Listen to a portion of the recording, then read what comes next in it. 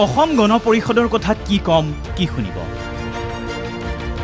অসম আন্দোলনৰ পটভূমিত জন্ম লোৱা দলটোৰ ক্ষমতা লোভী এচাম নেতাৰ বাবে আজিৰ এই অৱস্থা অগপৰ ৰঙানদী সমষ্টিৰ প্ৰাৰ্থিত্ব প্ৰত্যাশী দলটোৰ দীৰ্ঘদিনৰ বিত্ত সম্পাদকজনে পদত্যাগ কৰে কিন্তু সতীৰ্থ নেতাই আমবাৰীৰ কাৰ্যালয়ত বহি এক প্ৰকাৰ নজনাৰ ভাও ধৰে মই লগ পোৱা নাই মই নাছিলোঁ মই লগ পোৱা নাই মই নাছিলোঁ এইটো মই সংবাদ মাধ্যমত দেখিবলৈ পাইছোঁ এতিয়া আহোঁ মূল কথালৈ শনিবাৰে অসম গণ পৰিষদৰ কাৰ্যালয় উত্তপ্ত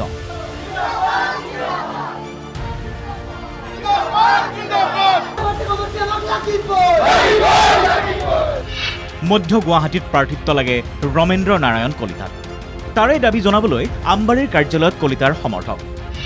দলীয় নেতৃত্বক জবাবদিহি টিকট লাগিবই আমাৰ মধ্যগুৱাহাটী সমষ্টিৰ পৰা আহিছোঁ আমাৰ যেহেতু আপোনালোকে জানে যে মধ্যগুৱাহাটী সমষ্টিটো আমাৰ দুৰ্গ অসম গণ পৰিষদৰ আৰু আমি এখন তালিকা আমি সংবাদ মাধ্যমত দেখিছিলোঁ সেইটোক লৈ আমি অলপ শংকিত হৈছিলোঁ যোৱাকালি আমি দলৰ সভাপতিক লগ ধৰিছোঁ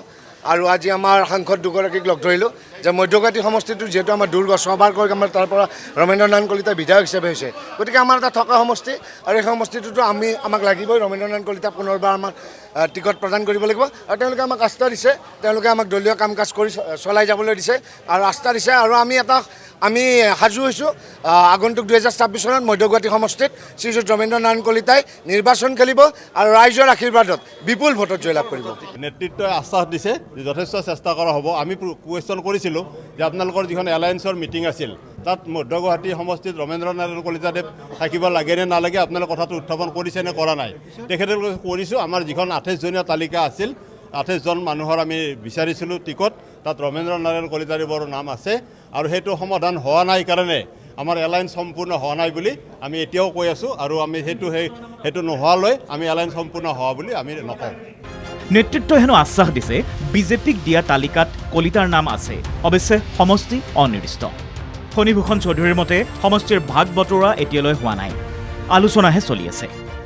এতিয়া আহি পৰা নাই এইকাৰণে পৰা নাই যে আলোচনা আমাৰ শেষ হোৱা নাই আলোচনা আৰু হ'ব গতিকে সেইদিনা আলোচনা যিহেতু আমি এতিয়াও তাৰমানে আমি অসম গণ পৰিষদ কোনটো দলত কোনটো সমষ্টিত খেলিম কোনটো সমষ্টিত নেখেলিম এই কথাটো এতিয়াও থিৰাং হোৱা নাই থিৰাং হোৱাৰ পিছতহে কথাটো বিষয়টো পৰৱৰ্তী পৰ্যায়ত কি হয় সেই কথাটো তেতিয়াহে ক'ব পৰা হ'ব এতিয়া সেইটো ক'ব পৰা হোৱা নাই বীৰেন্দ্ৰ প্ৰসাদ বৈশ্যৰ মতেও আলোচনা চলিছে চূড়ান্ত একো হোৱা নাই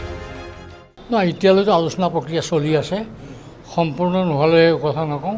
কিন্তু আমি অসম গণ পৰিষদ দলে ৰমেন্দ্ৰ নাৰায়ণ কলিতায়ো প্ৰাৰ্থিত্ব পোৱাটো বিচাৰোঁ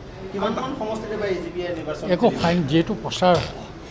আলোচনা চলি আছে একো ফাইনেল হোৱা নাই ফাইনেল হয় যেতিয়া আমি আপোনালোকক জনাম খবৰ অনুসৰি বিজেপিৰ সন্মুখত অসম গণ পৰিষদে 28টা সমষ্টিৰ তালিকা ৰাখিছে কিন্তু এই তালিকাৰ মতে বিজেপি কিমান আগুৱাবলৈ আগ্ৰহী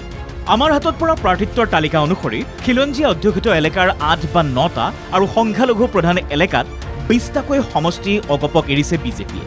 কিন্তু কথাবোৰ ক'বলৈ ৰাজি নহয় নেতৃত্ব আনকি প্ৰকাশিত তালিকাত চৰ্চিত কথাক কাল্পনিকহে আখ্যা ফণীভূষণ চৌধুৰীৰ বিপৰীতে 26ৰ নিৰ্বাচনত বিধায়কৰ সংখ্যা বৃদ্ধি পাব বুলিহে প্ৰকাশ মই এই কথাটো ডেফিনেটলি ক'ম মই দলৰ এজন কৰ্মী হিচাপে মই নেতা হিচাপে নহয় মই দলৰ এজন অসম গণ পৰিষদ দলৰ জন্মকালৰ পৰাই অসম গণ পৰিষদ দলত আছোঁ মই অসম গণ পৰিষদ দলৰ এজন সদস্য হিচাপে মই ডেফিনেটলি ক'ম যে এইবাৰ 2026ৰ নিৰ্বাচনত অসম গণ পৰিষদ দলে পূৰ্বৰ তাৰমানে 2021ত পোৱা আসনতকৈ এইবাৰ বৃদ্ধি পাব এই কথাটো মই ডেফিনেটলি ক'ম অগপৰ এই বিশ্বাস এআইডিএফৰ পৰা অগপলৈ আমদানি কৰিবলৈ সাজু হোৱা বিধায়কৰ বাবে নেকি সংখ্যালঘু অধ্যুষিত সমষ্টিত প্ৰাৰ্থী দিয়াৰ বাবে বিজেপিয়ে দিয়া সুযোগৰ বাবে নেকি অগপৰ যি প্ৰাথমিক চৰিত্ৰ বৈশিষ্ট্য তাৰে ই পৰিপন্থী নহয় নেকি উত্তৰত কি কয় ফণীভূষণ চৌধুৰী নাই 1950 চনৰ পৰিৱেশ আজিৰ পৰিৱেশৰ মাজত পাৰ্থক্য হৈছে নহয় নাই পৰিৱেশটো চেঞ্জ হৈ আছে নহয় ইফালে আঞ্চলিক দলটোত বিদ্ৰোহৰ উকমুকনি দেখি সাজু শুৱালকুছি অগপলৈ ঠেলি দিছে বিজেপিয়ে সুযোগ সুবিধা বুজি সিদিনা গেৰুৱা বসন পিন্ধা প্ৰাক্তন ছাত্ৰ নেতা এতিয়া আঞ্চলিক দললৈ জপিয়াবলৈ সাজু হৈছে মানে সান্তনাৰ বাবে সাজু শুৱালকুছি অগপক প্ৰাৰ্থী কিন্তু সেই একেজনেই ক্ষমতাৰো যে এয়া কেনে এক ৰূপ